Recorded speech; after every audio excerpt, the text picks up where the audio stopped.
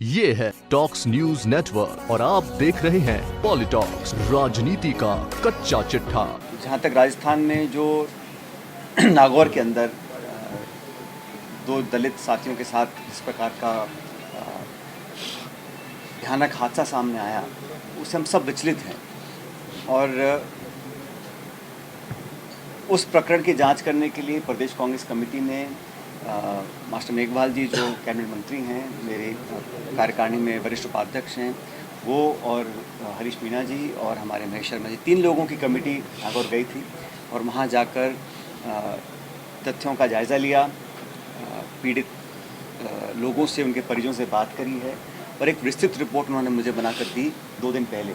और कल मैंने वो रिपोर्ट कांग्रेस अध्यक्षा श्रीमती सोनिया गांधी जी को वो सुपुर्द की है और हमें लगता है कि उस घटनाक्रम की जांच के लिए वो कमेटी गई थी, लेकिन उसके बाद भी जिस प्रकार की सूचनाएं आ रही हैं अलग अलग ज़िलों से, सिरोही का एक प्रकरण सामने आया, फिर बाड़मेर में एक प्रकरण सामने आया, झालावाड़ में ऐसी बात हुई, तो लोग उम्मीद करते हैं हमारी सरकार से कि जो गरीब तबका है, विशेष रूप से दलित भाई हैं, आदिवासी भाई हैं, दबे हुए लोग हैं, वो कांग्रेस की सरकार से उम्मीद करते हैं कि उनको पर्याप्त सुरक्षा और मान सम्मान दिया जाए। हमेशा से हमारी पार्टी की रीति नीति रही है, मैनिफेस्टो है, इतिहास गवाह है कि हमेशा कांग्रेस सरकारों ने उन सब लोगों की रक्षा करने का काम किया जो समाज में आज पिछड़े हैं, दबे कुचले लोग हैं।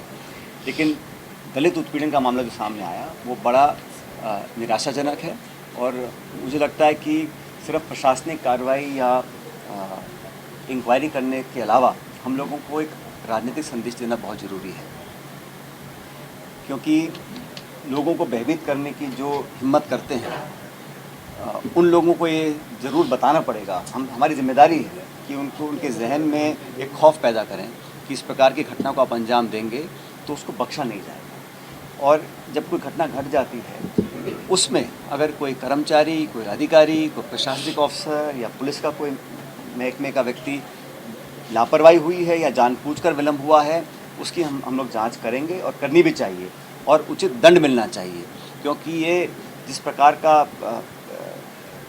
दृश्य सामने आया, जो वीडियो सामने आया, उस पर कार्रवाई करी गई है, एसएचओ को शायद ट्रांसफ़र एपीओ किया है, लेकिन एक मैसेज देना बहुत ज़रूरी है कि जब पिछली सरकार थी तब जब भी ऐसा कोई घटनाक्रम हुआ हम लोगों ने मुखर होकर बात को रखा और सरकार को हमने जवाबदेही बनाने की कोशिश करी थी। आज जब हम सरकार में हैं तो हमारा दायित्व बढ़ जाता है, क्योंकि जिम्मेदारी हमारे कंधों पर है। लोगों को विश्वास में लेकर, और जैसा मैंने कहा, लोग उम्मीद ज़्यादा करते हैं हमारी सरकार से, कांग्रेस की सरकार से, कि एससी, एसटी, गरीब, किसान, उन सब लोगों की हम पर्याप्त सुरक्षा करें, ना सिर्फ शारीरिक सुरक्षा लेकिन उनके मान सम्मान की सुरक्षा।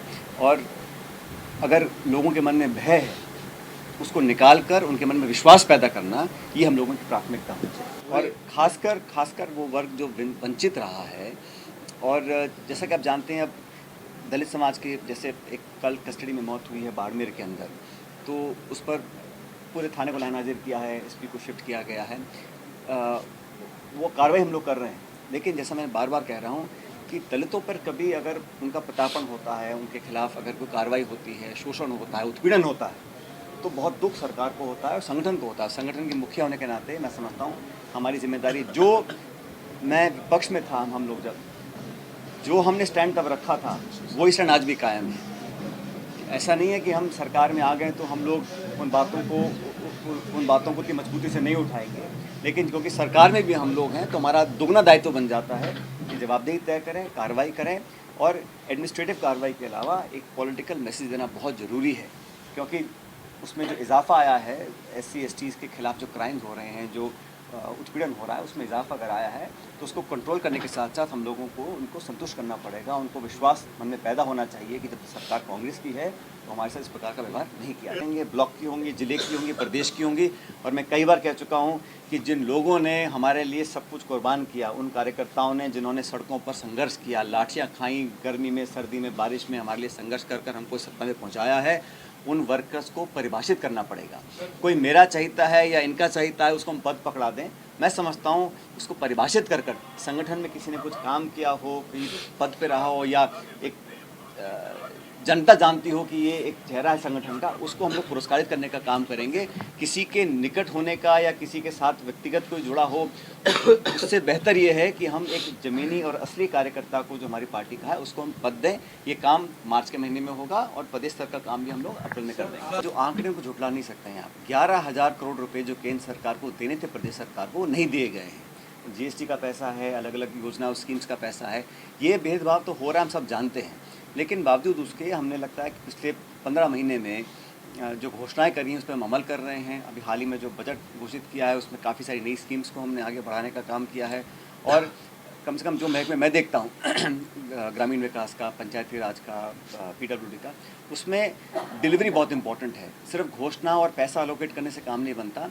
जैसा कहा, 12 महीने पहले नरेगा से पूरे प्रदेश में सिर्फ 9 लाख लोगों को रोज़गार मिल रहा था।